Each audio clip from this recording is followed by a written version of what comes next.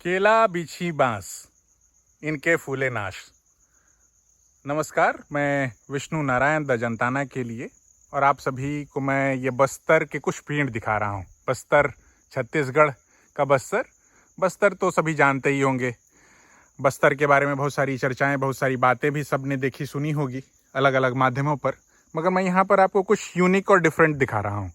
दरअसल ये बांस के पेड़ हैं और ये बांस का पेड़ एक तरफ जहाँ हरा है उसके ठीक बगल में एक बांस का पेड़ है जो कि फूला हुआ है।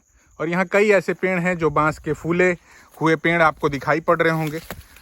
मैं थोड़ा और आगे भी बढ़ता हूँ। जैसे ये भी पेड़ है बांस का फूला हुआ, और कहते हैं कि बांस का फूलना ही जो है उसके अंत की शुरुआत है। केला, बीछी और बांस ये जब फूलते हैं तो उनके नाश की या उनके अंत की शुरुआत होती है।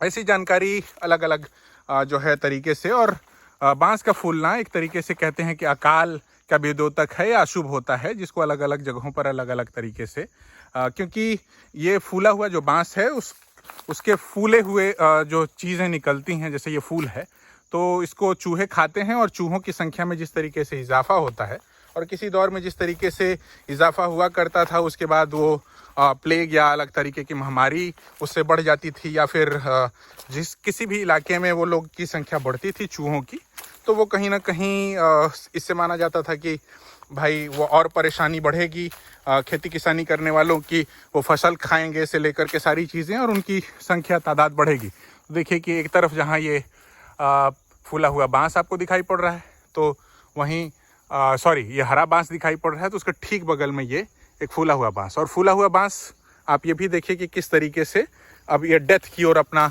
जो है ये पूरा पेड़ बढ़ रहा है। तो ये एक डिफरेंट और अलग जानकारी हमारे दोस्त गौरव के माध्यम से लगी, जो कि सुल्तानपुर लम्हुआ के रहने वाले हैं। तो हमें जब ये बस्तर में फिर से कुछ फूले हुए बांस दिखाई पड़े तो हम रुक गए ताकि आपको वो दिखा सकें, समझा सकें। हमारे लिए भी ये सब कुछ नया था देखना, और साथ ही साथ ये जानकारी भी। तो बस्तर में बहुत सारी चीज़ें हैं ऐसी जो कि यूनिक हैं, डिफरेंट हैं, अभी भी बची हुई हैं।